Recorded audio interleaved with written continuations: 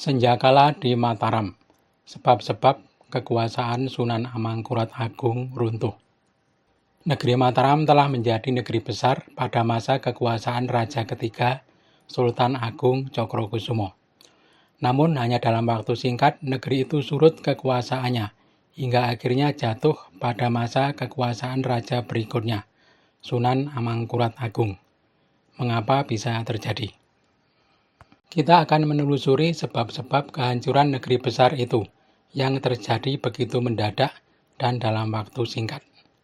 Kita akan pakai data dari sumber lokal seperti Babat Tanah Jawi dan beberapa serat lain.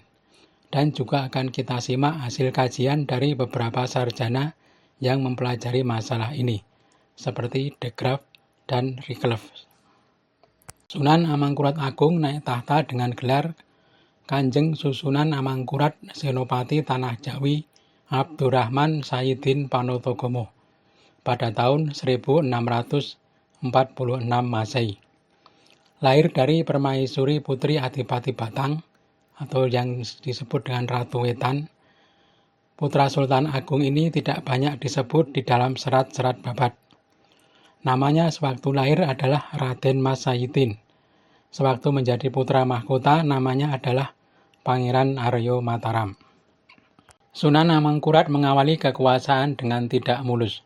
Perlakuan zalim terhadap punggawa senior Mataram, Tumenggung Wiroguno, telah menimbulkan ketidakpuasan di kalangan para punggawa. Juga peristiwa pemberontakan sang adik Pangeran Alit yang kemudian tewas di alun-alun. Babat Tanah Jawi juga mencatat kecurigaan sang raja yang berlebihan kepada Pangeran Pekik pada peristiwa persembahan ayam Bekisar. Selain hubungan kurang harmonis dengan beberapa punggawa, Sunan Amangkurat juga memperlakukan para tokoh agama secara represif. Sejarawan M.C. Rickleff mencatat ada 5.000 sampai 6.000 keluarga ulama desa dibantai di alun-alun.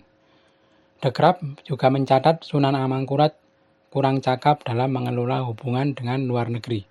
Satu persatu sekutunya menjauh, seperti Banten, Cirebon, Makassar, Sulawesi, dan beberapa negeri di Sumatera. Amangkurat juga gemar menyingkirkan punggawa yang tidak sejalan dengan kebijakannya. Selain Wiroguno, beberapa punggawa juga dibunuh. Bahkan sang mertua, Pangeran Pekik, dan sejumlah 40 anggota keluarganya juga dibunuh. De Graaf juga mencatat perseteruan Amangkurat dengan tokoh kuat Pangeran Puruboyo. Tetapi Puruboyo selamat karena posisinya yang kuat. Dia juga membunuh seorang pamannya yang bernama Pangeran Silarong. Selain faktor politik, watak pribadi Sunan Amangkurat juga kurang terpuji. Beberapa kali sang raja terlibat skandal moral yang keji. Ketika masih muda pernah melarikan Islir Tumenggung Wiroguno. Soal ini pernah kami bahas dan tidak perlu diulang di sini. Selain itu juga pernah merebut istri seorang dalang yang bernama Ki Dalem. Si wanita konon menjadi selir kesayangan dan sangat dikasihi. Orang-orang menyebutnya Ratu Malang.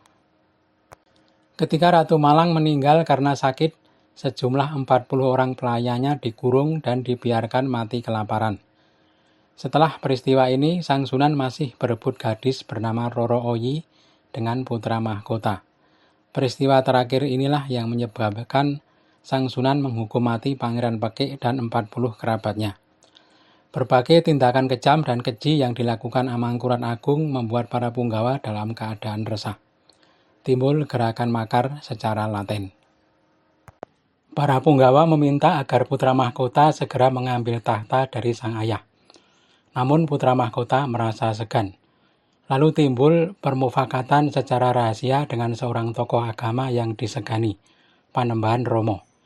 Sang Panembahan mengajukan Trunojoyo sebagai jago melawan Sunan Amangkurat. Kelak jika berhasil menguasai keraton, putra mahkotalah yang akan naik tahta. Trunojoyo kelak akan menjadi patih. Trunojoyo kemudian pulang ke Madura untuk mempersiapkan diri. Madura sudah dikuasai sepenuhnya. Pada saat itu ada pelarian perang dari Makassar bernama Kraeng Galengsong. Galengsong dan pasukannya mendarat di Pajarakan dan membuat markas di desa Temung. Raja Amangkurat kemudian mengirim pasukan untuk menumpas pasukan Galengsong. Pasukan yang dikirim dipimpin Panji Karsulo. Pasukan Mataram menyerang markas pasukan Makassar di Temung. Semula pasukan Makassar dapat dipukul mundur. Namun malam hari saat prajurit Mataram tidur, mereka kembali dan mengamuk. Pasukan Mataram hancur tak bersisa. Panji Karsulo takut pulang karena kalah. Dia akhirnya meninggal dalam perjalanan. Kekalahan ini sangat memukul mental prajurit Mataram. Mataram kemudian mengirim pasukan lagi di bawah pimpinan Raden Prawiro Taruno. Mereka mendarat di Panarukan. Pasukan Makassar menghadang mereka di pantai. Pada saat itu pasukan pesisir belum mendarat. Raden Prawiro Taruno dan pasukan Mataram sudah bertempur melawan pasukan Galengsong. Pasukan Makassar tangguh dan berani. Raden Prawiro Taruno pun gugur dalam pertempuran di pantai Panarukan. Pasukan pesisir yang masih di tengah laut berusaha mendarat di tempat lain. Mereka menyisir pantai ke selatan dan masuk melalui sungai Paiton. Pasukan Makassar mengikuti mereka dan menunggu. Tiba-tiba air laut surut, perahu-perahu pasukan pesisir kandas di sungai Paiton. Dengan leluasa pasukan Makassar membantai mereka di sungai. Perahu-perahu dibakar dan barang-barang dijarah. Sisa pasukan pesisir yang masih selamat pulang ke Jepara. Trunojoyo berusaha mengambil peluang dengan menjalin aliansi dengan pasukan Makassar. Galengsong pun diambil sebagai menantu. Pasukan gabungan Madura Makassar dengan cepat menguasai seluruh Jawa Timur. Trunojoyo lalu memberangkatkan pasukan menuju Mataram. Sementara itu Raja Amangkurat telah mengetahui pasukan Trunojoyo bergerak ke Mataram. Amangkurat sekali lagi mengirim pasukan untuk menghadang. Pasukan Mataram sudah menipis akibat kekalahan 2 kali berturut-turut. Para panglima pun sudah berjatuhan. Kali ini Sang Raja Amangkurat mengirim kartu as. Panglima andalan Mataram, Pangeran Purboyo. Putra mahkota yang merupakan sekongkol Trunojoyo pun turut mendampingi. Pasukan Mataram bertemu pasukan Madura di Gegodok dan pertempuran pun pecah. Dalam perang ini, Pangeran Purboyo gugur di medan laga. Putra mahkota Pangeran Adipati lalu membawa mundur pasukan Mataram. Tujuannya hampir tercapai. Pasukan Madura Makassar tak terbendung. Mereka sudah memasuki Mataram dari 2 arah, Taji dan Tarayem. Sunan Amangkurat memutuskan untuk lari meninggalkan Istana Pleret.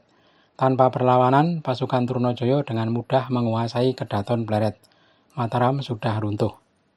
Sunan Amangkurat yang melarikan diri ke Banyumas akhirnya meninggal dalam perjalanan. Jenazah kemudian dimakamkan di Tegalarum. Maka Sunan Amangkurat juga dikenal dengan sebutan Sunan Tegalarum atau Sunan Tegalwangi. Lalu bagaimana nasib persekongkolan putra mahkota dan Trunojoyo? Ceritanya masih panjang. Anda dapat simak di BK Almari Channel dalam episode Geger Trunojoyo.